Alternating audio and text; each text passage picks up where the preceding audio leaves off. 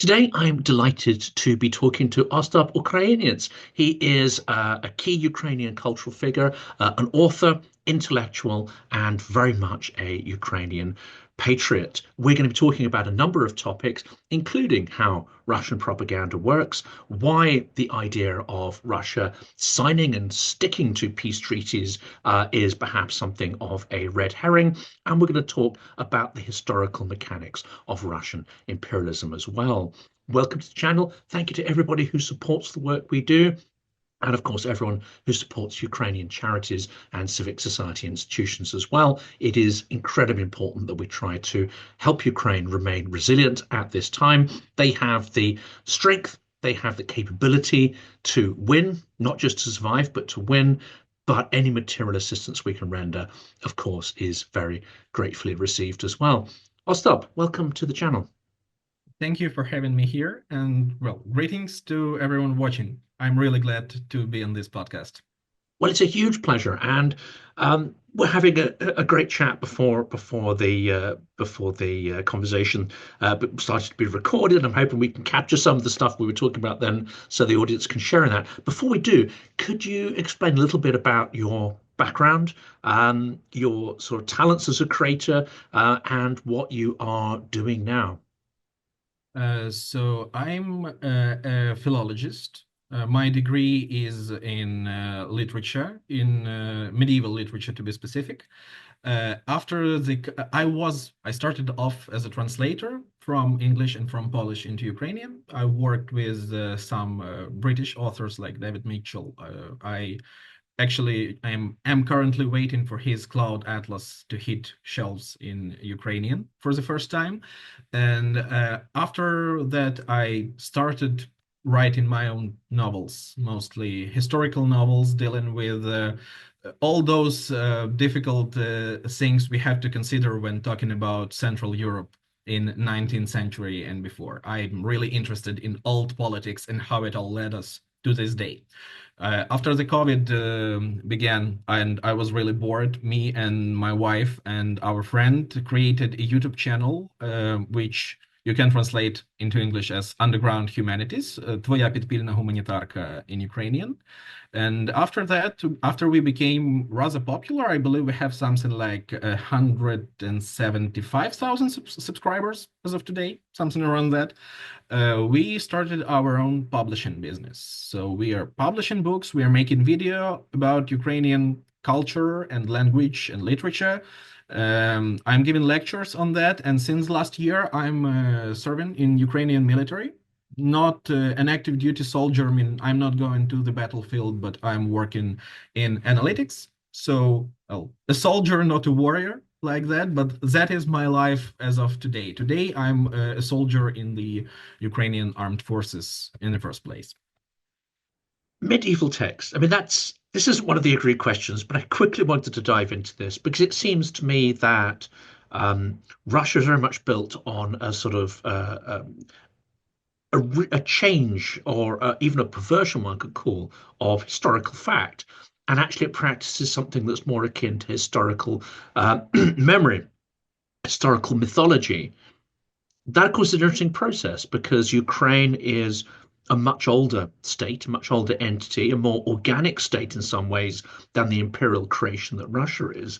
Um, this war, as you see it, is it a process of trying to erase not just Ukrainian language, identity, and statehood, but it tries to reach down into the depths of time to destroy any, evidence of historical identity or cohesion of Ukraine?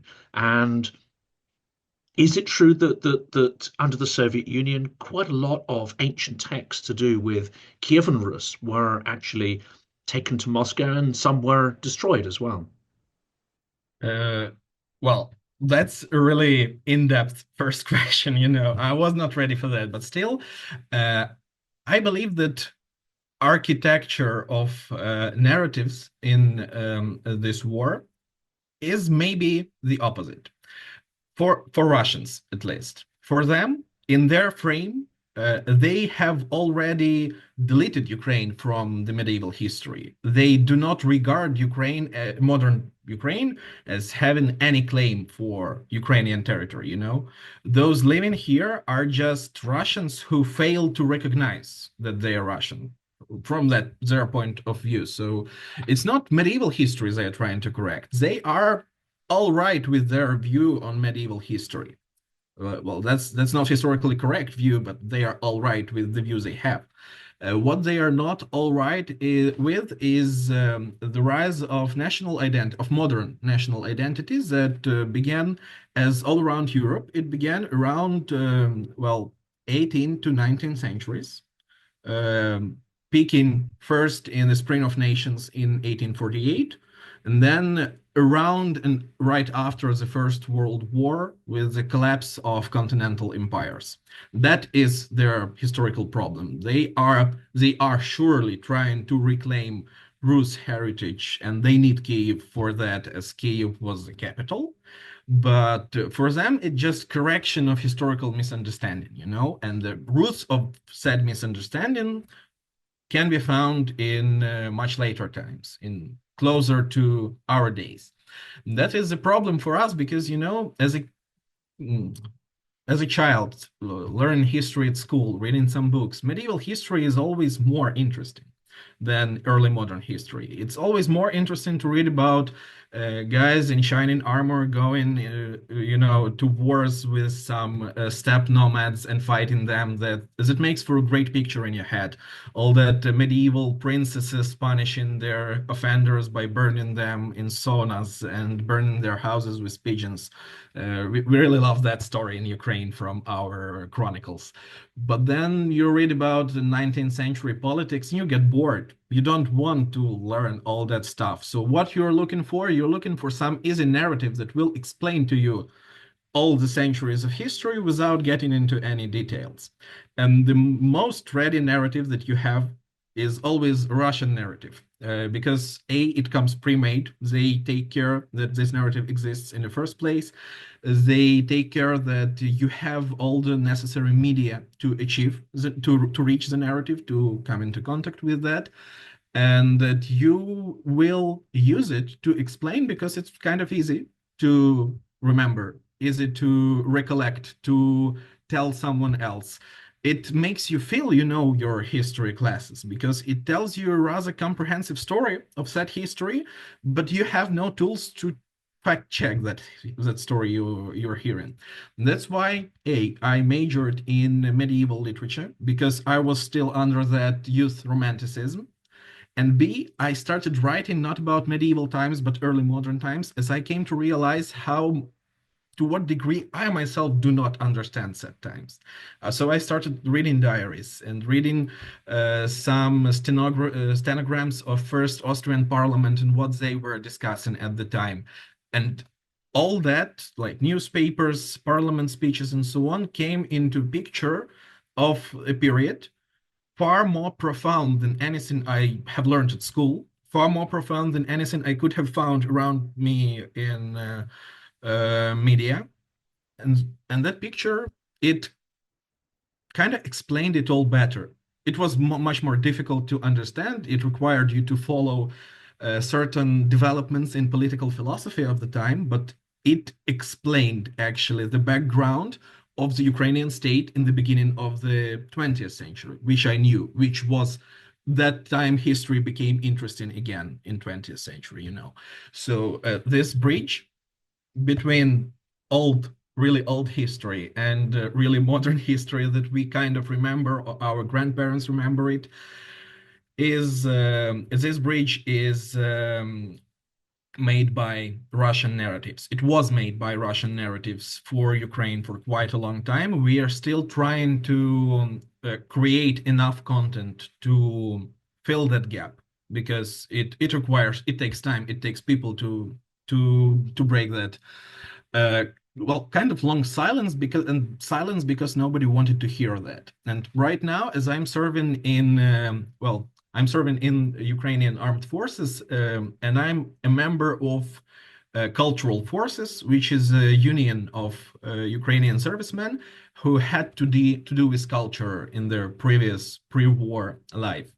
And what we do, we are trying to introduce that pages of unseen, unknown culture back into Ukrainian discourse, public discourse in the first place. But um, almost everything we are working with, almost everything we are reaching for and trying to reintroduce dates back not to the medieval times. Medieval times are known in Ukraine. We know our medieval history. We don't know our history that comes right after the Kazakh state fell. And we also believe in many fairy tales about what Kazakh state was in the first place. We have quite um, a bit of blurred image of that in our minds. But what comes after is almost total silence that is filled only with some figments of culture. And so the main issue we're dealing with today is to fill this gap, not the medieval one. That's fascinating, isn't it? So, unraveling or de-russifying, as it were, is not just a process of trying to get people to express more agency, be more trusting with each other, and build sort of democratic institutions. It's also a process of looking at the historical record and figuring out which bits are mythologized, which bits are gaps, and which bits are actually truth that's been purposefully obscured. We have this really interesting period in the beginning of 20th century, a period of fight for independence, with several figures who actively hated one another, plotted against one another, and tried to uproot one another. And they even waged a short-lived civil war against one another. No matter what, today, they all are kind of heroes. Not like common folk heroes or everything, but they are popular. Like streets are named after them. So we have Vinnychenko Street, we have Skoropadsky Street, and we have Petlura Street in many big cities. Despite the fact those three were at war with one another, and that war was actually during an active Russian invasion for the most part. So that's how we tend to view our history in the past, and that really stems from the fact that we were denied our statehood right after. Right after that came military defeat because of a number of factors, and so the statehood that the society wanted was some decades apart. So everyone who worked towards achieving that statehood, everyone who worked towards achieving something necessary for Ukraine, not obviously not only in a constructive way, but just the way they saw fit. And Vinnychenko was really, really destructive agent for Ukrainian statehood. He is honored nonetheless because of the idea he shared in. And this idea of Ukraine as a sovereign state is, I believe, not all, but most of what matters for us in our heroes of the past. And something else, and this is, I've gained many, many positive impressions and details about not just, Ukrainian history, but also individual characteristics. We'll come to those in a minute. But there's another characteristic which seems to be something like a defense mechanism, which is that many Ukrainians seem at a very deep level to expect betrayal. They're naturally sort of, forward looking and positive, but also mindful that betrayal, history shows that betrayal is only just around the corner. And that gives everything a certain sort of edge there. Then again, if we look at contemporary events, such as the deep humiliation of Zelensky, where he refused to be humiliated, he fought back in the Oval Office. But that very process, sort of, to my mind, reeks of betrayal as well. I'd be interested to hear your thoughts, but also as you're, in the armed forces, because you have conversations and you and colleagues would have been looking at event as it unfolded. What is the sense towards so-called allies such as the US, which have changed their attitude so much in such a short period to Ukraine? It was certainly recognized as a betrayal, and it certainly felt like one, but not only Ukrainians felt that way, right? Many people around the globe felt that this feels like a betrayal, first of all, because this was a huge change in a narrative, and people are really sensitive to narratives. It was like a U-turn out of the blue. Nobody expected that, even the people who kind of expected that because they had no high hopes for Trump.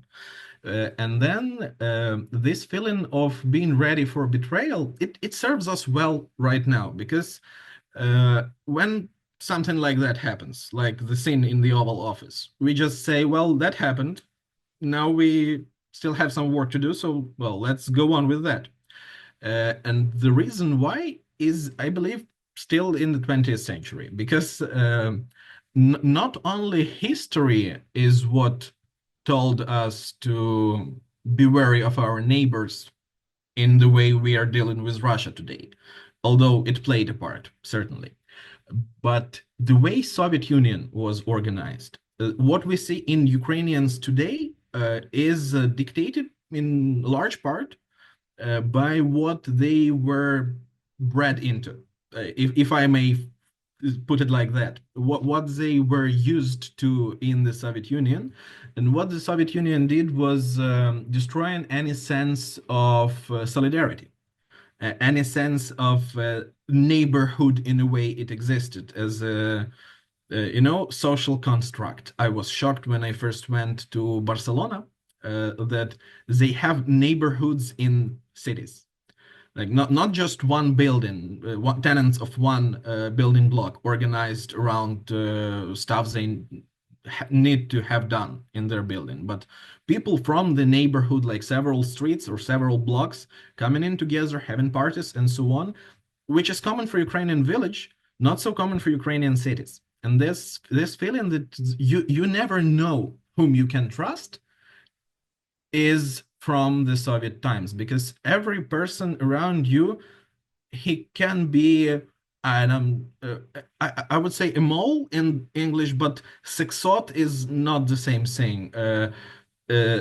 Секретный сотрудник, literally a secret worker, a person in the workplace with a duty to tell to KGB what you were talking about. Every where every office had one. Every apartment building had at least one. There was no social place where you could feel totally safe. That's the heritage of Soviet Union. We are bringing with us to a degree onto world political stage, and I'm not so sure if that's a good thing or a bad thing, because too much suspicion is obviously bad, but this readiness for betrayal, as you said, well, it didn't really put us down when the situation in the Oval Office happened, because, well, we are ready that such things can happen, but until they do, we will do nothing to act on said suspicion, which is also a bad thing sometimes, because even if we would be right to investigate further, to look deeper into a suspicion we have, we still wouldn't do that because why? He's a decent guy after all. And what amazes me over these 3 years, when I've really started to sort of, focus in and understand more about Ukraine, is the incredible source of not just resilience. I mean, that is remarkable, but the mechanics that go into that. Um, and often sort of unseen mechanisms of how people sort of cooperate and work together, often outside of state structures. They don't wait around for government to deliver a solution, but they try to find those solutions themselves. What are the historical and cultural sources of that? Because having seen, I would say, the tail end of the Soviet Union, or at least the detritus of the Soviet Union, that was an entire society, culture, media that was built to almost dissolve trust, dissolve the bonds that form cooperation, like a sort of acid being poured onto human relationships. How on earth did Ukraine survive that to have many of these sort of social bonds that form the basis of your democratic and resilient society? How did they survive? So, short answer to the question of where this grassroots cooperation comes from would be that is what applied anarchism looks like. I'm not sure who wrote that, but there was an article by some political scholar who wrote about this cooperative culture of Ukrainians as a applied anarchism. And after I read the article, I thought, well, if you put it like that, it makes sense because anarchism of Machno style, when it comes to interpersonal relations, to how it all worked back in the day when we had a small anarchist state in the territory of Ukraine made of Ukrainians. It was a bit like that, but the problem of Machno and his supporters was they didn't trust anyone. There was no government in Kyiv, no government responsible for the army, for infrastructure, and well, for making actually people's life easier because it was a social state. No matter how social, how public the state was, they would not be satisfied with that state.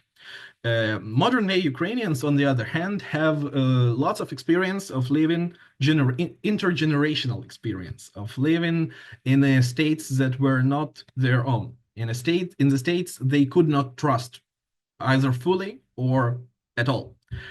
So this culture of cooperation was kind of natural as a means of survival. We know that before the Second World War, western part of Ukraine, one not in the Soviet Union yet, had a really strong culture of cooperative businesses, which is in some regions of Europe, cooperatives are now, I believe, high-end leftist policy of today.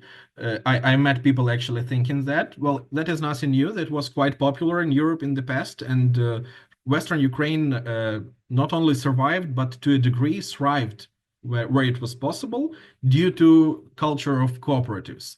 You go to one of your own to get goods, you go to one of your own to get some services. It preserves, it adds up. It all adds up to some degree of suspicion towards the state and state services, but that is also going by right now. We are having better and better state services, and so people are gradually building trust towards them. But basically, what we are used to is that the state will not take care of you. But if you don't take care of yourself, of the place you live in, it will not change for the better. So often in Ukraine, when you have really nasty hole in the road outside of your house, the correct answer would be you gather all the people from the neighborhood, you hire some guy to patch that road, and you don't wait until state does it because state will either never do that or you will wait some decades before it happens. Which is still interesting that as we are rebuilding this culture of trust, as we are learning to use our grassroots connections to make some incredible things, the state becomes more reliable at the same time. As we build these institutions ground up, the state and all the things that are done top down gradually and well, not as fast as we would like to, certainly, but is gaining trust again and is building his services to answer that public reaction to public reaction to the fact that we were lacking those in all the years. As our appetites grow, we become more integrated in the world. We learn about new things, and we want them done like good. And so when we learned, there were some years when people in Ukraine going to the West were kind of shocked that you can pay with your phone in a transport, which was not unthinkable, but new to us. In several years, and well, everything is in Ukraine, I believe, is paid by cell phones, including paying your taxes via your cell phone in five minutes, paying everything I can imagine, having all the state services in your phone, just so that you do not have to, have that intermediaries in state offices to talk to the clerics and so on. You can just use your smartphone and that's it. So we are always looking for that balance between a state that will take care of all the needs that we have and the state that will just do not interfere in anything we do. And it leads to some really clumsy outcomes sometimes, as sometimes it goes the wrong way totally. But when it comes to trying times like we have now, uh, when you are facing an existential crisis, all the small squalors are kind of forgotten for the time. Or when you are feeling especially nice, you can remember some old squalor and went into it. But for the most part, you are working towards that same goal, even if you do not fully realize what the goal is. You just know that through cooperation, you will achieve a better outcome because that's what your life told you. That's, I believe, how it works for us. And of course, if we examine the other place, uh, Russian society seems to be not just far more hierarchical in a kind of vertical compared to the sort of much more horizontal that you've described there, um, but also things like aggression, provocation, and actually systemic lying. And that includes, deluding yourself with historical mythology and so on, accepting narratives because they perhaps make the trauma feel less, or perhaps they make sense of the trauma. Perhaps it's just easier, as you said earlier, to be given narratives that mean you don't have to think too hard. It seems that Russia runs on very different rules. I'd be interested to hear your take on that, but also why that sort of mindset that also guides society, but also guides Russian foreign policy, why that is so opaque and misunderstood, unfortunately, by Western, not just politicians, but also analysts and experts as well. Well, to begin with, I believe that we all are fed some narratives, and more than that, we all rely on narratives to, well, live our lives. You cannot go in depth about everything you meet. You have to learn something in a shortcut, and those shortcuts just can be useful and they can be harmful and they can be right away wrong. And so the problem with understanding Russia, because it's not a problem with Russia, I believe, because, well, when you take society, we have lots of things, lots of problems in common. But then when you take any other society on Earth, they will have those same things in common. It's like my favorite example is an argument I was dealing with as I was in boot camp going through my training, and people from all around Ukraine were telling some tough stuff about living in their towns or cities and problems they're having. And many of those problems really have a really easy solution once you are the one trying to administrate that solution. Once you are the one trying to organize people, once you have enough people interested in solving the problem is kind of solvable easily sometimes. But what shocked some people to a degree, they asked me time and again, you really meant what you meant. You mean that I personally, I being like a smartphone dealer, being shopkeeper or whatever, some small person, that idea of a small person that Russia really used to um, make everyone believe that a common person is not responsible for anything. Hence, Putin's war, not Russia's war, because an individual is not responsible for anything.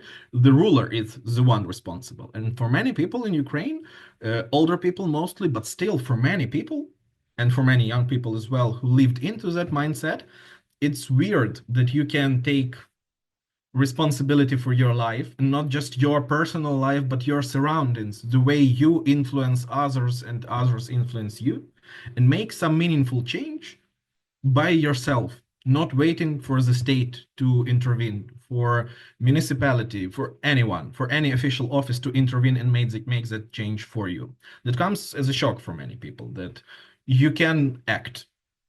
And this is a mindset produced by Russia. But Russian problem here, and problem with understanding Russia rather, is that they produce really different kinds of media for internal use and for external use. Because when we go to any actually university in Europe, I believe, when you take a look at Slavic studies, most of those will be Russian studies. And which is more important for me, if you take a look at Russian studies, they will be studies of Dostoevsky, Chekhov, uh, whoever from the 19th century, from the 20th century sometimes. They will not be studies of contemporary Russian culture. Because if you take a look of what is consumed in Russia internally, and what part of Russia is projected outwards towards Europe, towards the United States, and especially towards the global south, those are two different countries. Because Russia of the Bolshoi, of Dostoevsky, Tolstoy, and Chekhov, and Russia of really cheap sci-fi, revisionist books talking about people coming back into the body of Stalin and making the United States, I'm sorry, making the Soviet Union great again and never to fall in the 1991. Well, th those are kind of different stories, you know? Stories that from the Russian classics that you believe is Russian culture, and Russian culture as it is manifested in Russia today are two different cultures. And this difference is what I believe many people in the West fail to understand, because it's really easy to finish your Slavic studies, best case, better off some semester or two in Russian literature or culture or whatever, and believe that you have some good general idea. Well, you do. You have good general idea on some 10 or dozen texts you've read during that time. You have no idea of what Russia actually is and how it works, and most important, how its culture works. Because people who come here to kill us, they don't give a damn about Dostoevsky and Tolstoy. That's not the literature they are reading. That's not the media they are consuming. Their focus, the focus of Russian propaganda that brings people to kill their neighbors is somewhere else. It's nowhere to be found in Western academia. And it's a big shame, because you have that reach of a place to study, to actually study something new that was not studied abroad before. It's a Klondike of ideas of what is actually happening in Russia today, in the country you claim to be so interested in, as you dedicated your life to understand it seemingly. But you And don't go there. some authors who might be Many more people useful have as a degree. balance. Yeah, I mean, some authors who might be more useful as a balance. I mean, obviously, studying Ukrainian authors would be the ultimate balance, but reading people like Zamatin, Sologub, Sorokin, and others, they might give a slightly more, I would say, negative view on Russian culture, which could be useful to counterbalance the more romanticized. But of course, it seems that many courses follow the canonical texts, which are defined or were defined by, the Soviet authorities themselves. That image of very useful to cultural warfare, soft power they wanted to project. It's quite extraordinary. I would agree with you actually that there are well, not many, but there is a number of Russian authors that give us a good introspection into what Russia is. But there is a problem with both Zamakin and Sorokin for me, and they are best representatives of said case. I would add Saltykov-Shchedrin, but he's too far back to be relevant today. Although he certainly is. What he wrote about Russians of his time is relevant today, but still quite an old author. And Solzhenitsyn, who was a dissident and an imperialist at the same time, which kind of negates the point. So we Yes, have Zamyatin, who was writing, first problematic. of all, not about Russia. He was writing about the rise of communism. That was quite a different point to make, because in the beginning, meaning in the time when Zamyatin was writing his novel, a time that Zamyatin was aware of even, communists manifested themselves as liberators from the shackles of nation itself. Proletarians have no motherland, as the saying goes. So it was not about Russia, it was about that concept of universal liberation. And when it comes to Sorokin, well, the problem with Sorokin, which goes as well for Zamyatin to a lesser degree, if you're reading postmodernism, you are supposed to also have read its intertext. before you read that postmodernism. In other case, you would not understand what you are reading actually. You would not see the reality that is being simulated in a postmodernist novel. That's just the way narratives work. You can add Pelevin to this list, and the problem will remain. Without reading the literature that was actually popular at the time, without consuming media that was at the basis of all that, the same goes for Zamyatin. You cannot fully understand what he means without reading the theory of communism of the time. All those ideas of abandoning family as a concept and everyone living in dorms and sex being just a need a person has to satisfy it whenever possible with whoever is the closest. When you read those ideas and come back to Zamyatin, it strikes differently. It's not a prognosis of what would happen. It's a reflection on what was already said should happen. And same problem is with postmodernism, but at that time we have even less interest towards the mass culture in Russian, towards well, you know, culture. Actual Russians are consuming actual culture, shaping their worldview.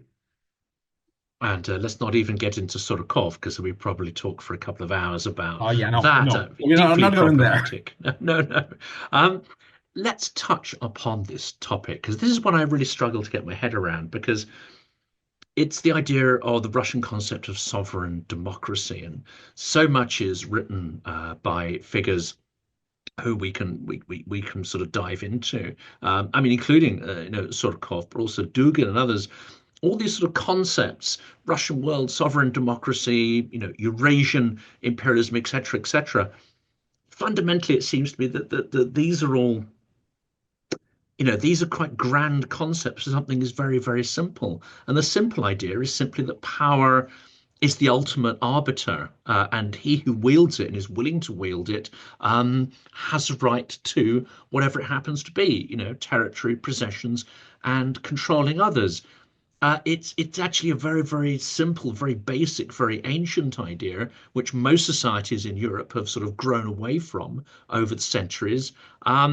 And yet it needs to have these sort of, these concepts applied to it to make it sound almost, I wouldn't say respectable, you know what I mean? Serious concept. But what we're simply talking about here is an extreme projection of violence, theft, and appropriation, indeed a general lawlessness. What's your understanding of, sovereign democracy and the Russian world? So there is a thing in Russian history that I struggle to understand. During the Soviet times, when you are arrested by first NKVD, then KGB, for whatever cause, for whatever crime you didn't commit, you are already in their power. You know, they can send you to the concentration camp. They can kill you on spot. They can torture you. No one will stop them. They have absolute power over you. They are not responsible for what they will do to you. But still, every person they brought in, unless they, shot him on sight, they interrogated him and they forced him to give a confession. They needed a confession before they could proceed. They obviously didn't care if the confession was true, if it was after days and weeks of torture just to make it all stop. But the confession as a fact, as you know, a box to fill in your to-do list is a must. And I believe that's the case with sovereign democracy. That's the metaphor, at least, that it helps explain it, because key word here is the word sovereign. A solo ruler, the one and only who can make decisions, who can be held responsible. Hence, all this idea of Putin's war, as he should be the one responsible for it all.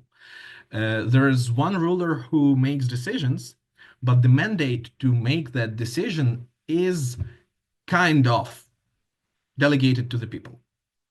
Kind of, meaning they still have elections, don't they? They have presidential elections like the dictators tend to, now that the democratical system is popular. But and are those even fraudulent elections? We don't know. We can't control. We assume they are fraudulent, but the fact is there is no way to know because he controls all the system. he can paint any result he wants. But this fleur of legitimacy, fleur and pretense that it's the people who delegate him the supreme power. It's not God. It's not his personal power grab. In any autocratic regime, there should be a source of an autocratic power. If there is one ruler, there should be some agent who put him into his place. And so before the civil war in England, we had an idea of the divine mandate. After that, backfired spectacularly with the king being executed and no end time coming. Absolutism was more about, a king as a father to the nation, which a person responsible for everyone's needs, which then degraded into totalitarian regimes in the 20th century when you dismount monarchy, but you still have no concept of how the power of the people should work. Your role model is still based on that vertical structure. And so what Putin does, he just honestly tells that he is a sovereign in everything that it entails for Russia, and it entails everything you said, right to attack neighbors. It's actually, well, right to do whatever it wants. Sovereign nation in Russian categories of thinking is a nation that can allow itself to do everything it wants. A common nation is one constrained with the international accords and treaties and whatnot. If you are a sovereign power, like they view is the United States to be a sovereign power, like they view China to be sovereign power, you can do whatever you want. There will be no one here to oppose you. And he was testing this concept. Really, really testing this concept and the boundaries. And the boundaries in Europe and the United States turned out to be quite, well, um, flexible. Because first it was Georgia, then it was Crimea, then it was a hybrid war in Donbass, then it was full-scale invasion. And in between of Donbass and invasion, there was Syria. And then there was the world just ignoring that point of sovereign democracy. Well, right, it is a democracy. They have elections. It's just they believe that the fact they have elections give them power to do whatever the hell they want wherever on the planet Earth. That is the problem. Not the fact they have elections. This sovereign part is the problem. But the boundaries that sovereign part tested turned out to be quite flexible. So it was not either not taken seriously, or in some cases, worse cases, like it's with Angela Merkel and her cabinet back in 2008. They were taken quite seriously. They just didn't care. And they agreed with that worldview. I believe that geopolitically, the worst point in time for our century, and until today, I am quite optimistic about what atrocities may come in the future, but the worst point in time was actually 2008. Not only it was an attack on Georgia, it was a final no-go for Ukraine to join either European Union or NATO at the time, when there was still a possibility to do that, when we still had Yushchenko as the president, despite the fact that people at the time, leaders of France, Germany, and Italy, were quite familiar with Putin and Russian elites. They knew perfectly well what they are about.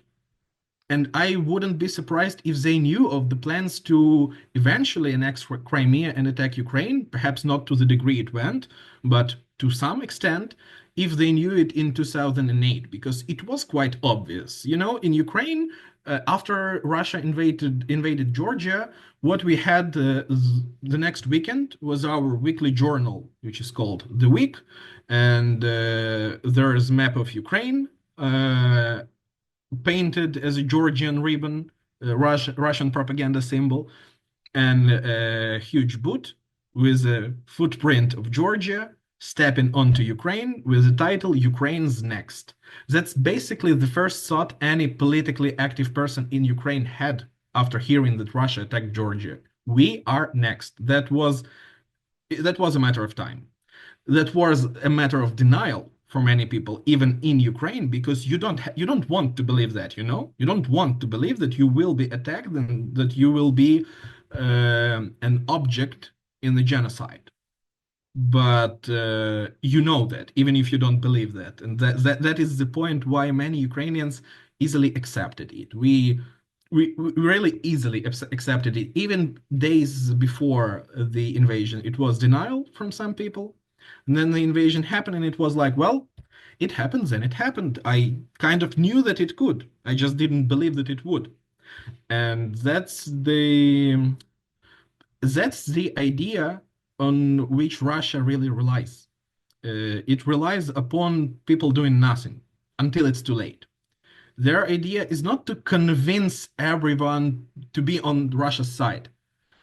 Their idea is convince enough people to not care, to do nothing, because it's easier to convince someone to do nothing, you know, than to do your bidding.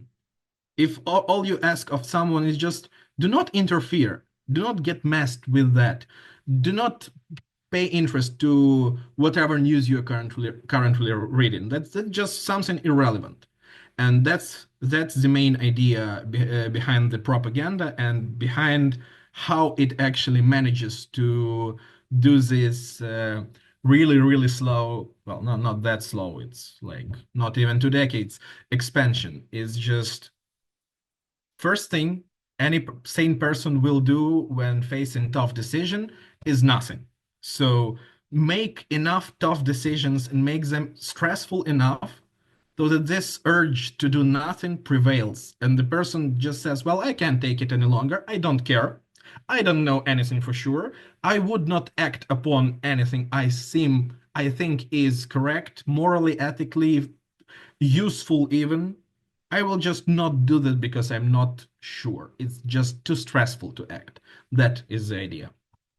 And do we see the same mechanic play out in that propaganda that's targeted towards foreign audiences? I mean, that's a very broad question because, of course, it adapts and varies based on the country and the audience. But let's take, for instance, Tucker Carlson in the US, who is one of the most clear and I'd say almost simplistic sort of examples of Russian narratives being fed to a mass audience and actually having considerable impact because he also seems to be shaping the information bubble that many people within the Trump administration seem to operate in. What's your take on Tucker Carlson and his simplistic Russian messaging, and how can we counteract it?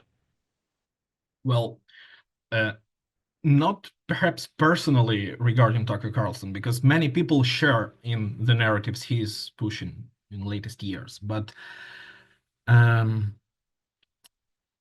I believe that the easiest way is just to repeat what you hear. And A, Russia is good towards its allies, meaning that once it can lure someone important, they will make sure that this person has something with Russia. They will not break ties that easily. That's one point. But second, it depends on where you buy into Russian conservative narrative. Because what is so sympathetic about Russia, and even a point of understanding for many foreigners, is that image of itself Russia builds, and that is a clear image of a conservative heaven, you know, a place where a nuclear family is valued and place with all the spirituality that you will ever need, and everyone is faithful and goes to church, even atheists who are totally revered in this state and whatnot. But then it's not true for the most part. Russia is neither successful on family front with them having quite harsh high divorce rates, nor striking that high spiritual wise and Christian wise. But the image is quite compelling. The image that Russia projects and that it produces is compelling, and it offers a set of values that you can easily buy into if you do not take a second look at Ukraine and Georgia, at Syria, and so on, which is once again quite easy for certain people. because Russia relies on colonial worldview. Russia relies on imperialistic worldview. Russia relies on them being both simple to grasp and beneficial towards people sharing in them. Russia supports everyone who supports, well, maybe not everyone, but Russia supports those supporting Russia. Supporting Russia, well, talking Slavic studies, meaning that almost all your Slavic studies are basically Russian studies, but well, that is financed. And Ukrainians abroad nowadays have a huge problem with like one more example from the ground, because I heard it from the person running this NGO. There is a Ukrainian NGO in Barcelona, and its founder told us a story about Ukrainians coming to Spain after the war began and finding shelter in Catalonia, and then Russian house being there, and Russian house just having being able to offer more money to psychologists, to social workers working there, just to make them go from Ukrainian NGO in their offices to work in Russian houses because, conditions are better, salaries are better, everything is better. So, well, so that Ukrainians will go there, not to Ukrainian community, but to Russian community. So they are more integrated. And that is one thing they do. They absolutely pour tons of money into making their voices heard. And if you are, say, a journalist, with all the due respect toward journalists, it is not their job to go in depth on some historical debates, on all that which build national narratives, That's not for journalists to do. They mostly use narratives created by someone else, historians mostly. Those narratives ideally stem from academia, but when you are far from that academia, and when the sector of academia that has the most expertise on you is not perhaps controlled, but has a huge tolerance towards you for many, many reasons. It has huge tolerance towards you. It's easy to turn yourself into a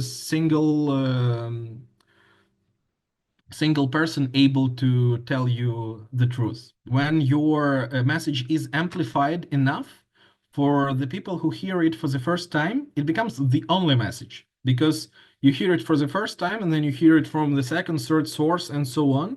And if you build a successful enough infrastructure of that voices, you just become one voice. And Russia is investing in that heavily. Russia is working towards that, and a huge chunk of money Russia is making with their oil and gas profits is going towards financing that same infrastructure because network of Russian houses is financed by Gazprom. It is no secret, and it's rightful in most cases point of pride for big businesses to finance national culture. But there is a difference between financing national culture and, well, artists doing something to promote your country abroad, and financing that which is basically a propaganda machine. And Gazprom is used to finance a propaganda machine, not culture in general, because that same incredible run of Russian sci-fi knockoffs of isekai manga genre was in fact financed by Gazprom as well. Not only Gazprom, but them amongst others. And that's hundreds and hundreds and hundreds of books. And if, as you told me about your own visit to Russia, when the first person you meet in Russia was in fact the Ukrainian, and I said, well, you got lucky. You got lucky because that also influences you when some message is shared among the community and you hear it repeated time and again when you visit, and people all seem too far too interested to speak of several topics they all share the interest in, that those topics become the only topics you are actually able to speak confidently, and your confident speech at that point becomes just a way of repeating what you heard because you have no real expertise. So well, I see it as immunization.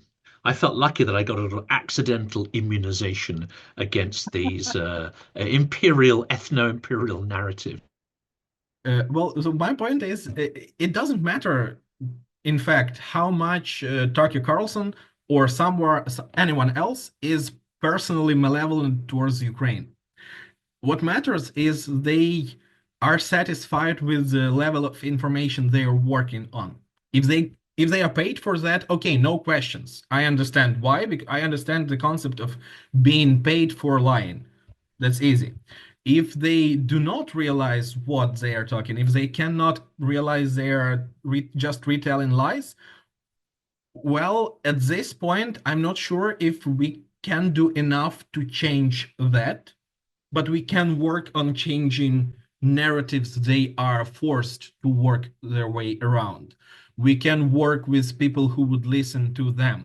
And that is kind of the point of cultural diplomacy for me. And the cultural diplomacy we should be having is not trying to convince those who have already shown they have no interest in being convinced. But you can still work with large portions of their audience who are not just not indoctrinated. We don't know if they are indoctrinated, but the audience has no financial interest in Russia, and that we can be sure about that. They have nothing except for their informational space. I've seen correct narratives working wonders in Ukraine in 2020, 2021, as we started our project. There was an informational vacuum, especially after the COVID began. And when narratives we were trying to push, some of which are directly contradicting Russian narratives, became popular among Ukrainian audience, when people started sharing our content, discussing it, and so on, we just saw that it's not that difficult to convince people in general, and a certain number of people. If you never set an aim to convince this particular person, he is the guy, she is the one I want to convince. If you never set that aim, and if you're just trying to work your way towards having your message shared enough that it becomes an inevitable part of the discourse, when you cannot speak about Ukraine without bringing in Ukrainian point of view, which was totally possible before the 2022. I was a witness of that many times as foreigners in my presence started discussing something about Ukrainian history, being absolutely sure they know it. Uh, it was funny. It was not that funny because, well, it's my country we're talking about, and we can see where it led. But still, it works when you cannot have that discussion without someone bringing your point of view. So it should be spread enough that you cannot work your way around it. You cannot ignore it. That's, as I see it, the way we should be moving now with Europe and with the United Kingdom. Well, I think we've only got sort of time to consider one more area. I think we've got a million questions which we can tackle in hopefully a subsequent conversations. Um, but the last area here really is, and because I find it fascinating the sort of unit you're working in as a cultural unit, obviously trying to contribute towards Ukrainian cohesion, sense of identity. These things are important, to build resilience and unite around a common cause. What is the health of Ukrainian culture in wartime? The health of literature, art, music, etc., and especially through the long war, because this isn't just the last 3 years. It's now sort of 11 plus years since Russia's invasion of Crimea and Donbass 2014. What's the health of it? Because key cultural figures have been lost, such as Victoria Amelina, for instance, and other writers and key people. But there'll be other influences, maybe driving people to the need to create, given that there's this sort of preciousness of life in wartime. So, what's your sense of the health of Ukrainian culture? I believe that, especially because of the long war, because the war was informationally present, but not factually present for the large part of Ukraine since 2014, because no bombs, no enemy missiles, and so on outside of the occupied regions, but we still had people on the front line. We still had people fighting that war. And that people wrote, and they wrote a lot sometimes. Poets and writers and essayists. Really, really many people in Ukrainian literature nowadays have military background to a degree. They either fought a war or are serving now or whatever. And so we had a really long discussion of the place of that kind of literature. Is it even something distinct? Is music that that servicemen do is somehow distinct from the music normal person does? And this discussion is far from over, I'm afraid, because lots of things to consider and things obviously change a lot. But we got used to war being constantly present in our art, and we kind of learned to recognize that presence of the war as a new normal. Not normal to like getting used to it degree, but normal is something we have to deal with on a daily basis. And when that happens, almost everyone have almost everyone have some relevant experience of volunteering, of bringing those cars and those generators and whatever to the front lines, and fundraising to buy some stuff. You are integrated in that same culture. So the aim of the unit I'm serving in is to find some connection points between different dimensions of said culture, between different dimensions of Ukrainians being self-organized, because self-organization, that is, well, the benefit of self-organization is it requires no higher command, it requires no hierarchy. The downside is it is really not scalable. It is local. It is confined to the place it was born in. Maximum you can do, you can share experience. You cannot share the institution you've built, or you rarely can. Franchising is possible, obviously, but it's far more difficult than with vertical structures. And that is a deep conflict we are facing right now, because army is a vertical structure. By definition, it is. We have experience with the army not being vertical structure, or rather being it pro forma, as in the 20th century, during the Ukrainian-Polish War, Ukrainian army was kind of self-organized. I mean, you could just go there, you could leave, and there will be no repercussions. And you are an officer just because people agree that you are an officer. They agree to obey your commands, not because you have any real power over them. You can't do anything with them. That was a problem many people noted. It was not the problem that cost us that war, but it was a huge problem. And now we are facing that many people who lived their lives truly Ukrainian way. I know the way I'm living my life. Please do not interfere with the way I'm living, as long as I'm not interfering with you. They ended up in the army, and those two worlds really collided, and it gave birth to many problems not unheard of before, but it multiplied them. And the point is, we need to create something that all the people could have in common culture-wise. It's not about the division for military and non-military. It's also about understanding of the past and certain pages of said past, because Red Army for someone is the army my granddad served in, liberating Europe from Nazis. For some people, well, it's an army that occupied my homeland and drove my grandfather off of his land and his estate. So it's a tough one, you know? It's difficult to bring all those currents to some common understanding, but still, we have one that that cannot be ignored. what I told you, some figment of culture that cannot be ignored, that must be recognized as present. And that is warrior culture for us, because it all revolves around being able to protect and defend what is your own. Modes of operating for said warrior can be different because culture, whatever, not just front lines. But we understand that the fight goes on the front lines, that warriors, actual warriors of today, are the central element around which we should be building our current understanding of ourselves. And I believe that this shift that happened after the full-scale invasion, this understanding that warrior culture which was produced among the veterans is not a fluctuation of Ukrainian culture.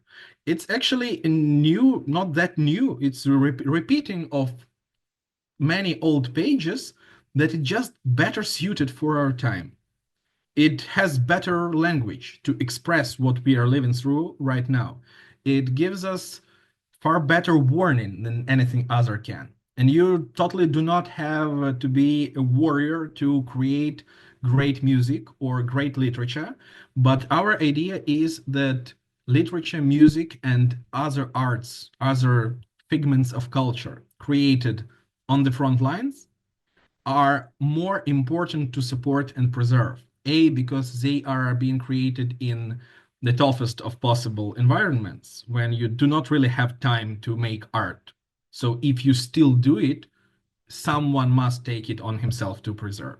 And second, this is the art that someone should be promoting. Someone should be telling the world, the Ukraine, and it's the art someone should be promoting. Someone should be telling in Ukraine about this. Someone should be telling the world about these artifacts and pieces that are being created right now, because people who made them cannot, for different reasons. We see that with, as we see with Victoria Amelina, we see with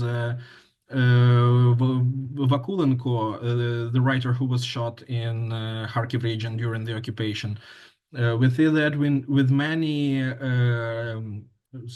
poets and writers killed in the front line, like Maxim Krivtsov. But then we see that same thing with living artists who are defending Ukraine right as we speak, who are fighting this war, so that sometime between that they can perhaps create something new. And this creation is what we should be focusing on. We should be we recognize that not everything that warriors write or paint or anything is a masterpiece, but we understand the relevance of that pieces is higher. It's first we look at them, then we take a look at everything else.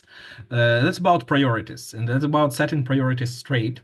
We believe that is the correct order of priorities. First, you focus on those that you can lose the fastest. It just you can never know if you wake up in Ukraine. In general, some shahed can fly in my window this night. I cannot know, but the risks are not comparable still.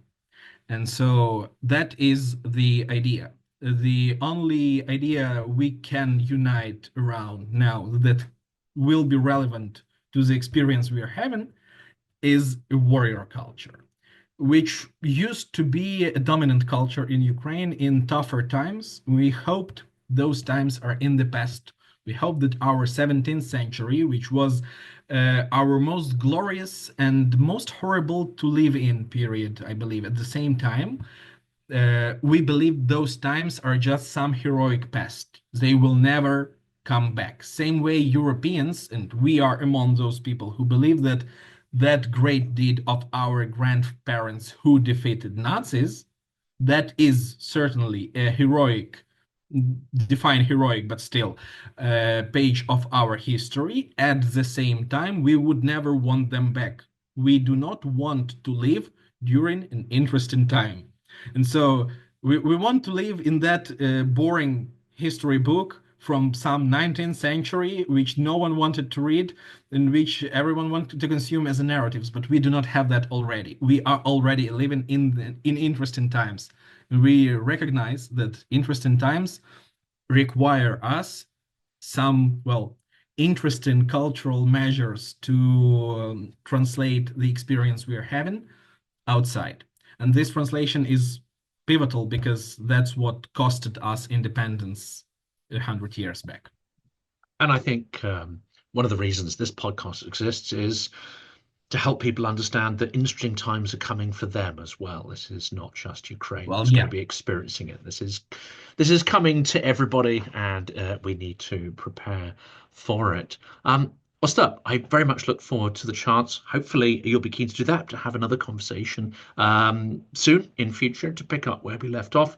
For today, thank you so much for coming onto the channel. Thanks for inviting. I'll gladly come back. It was a great talk. Thank you.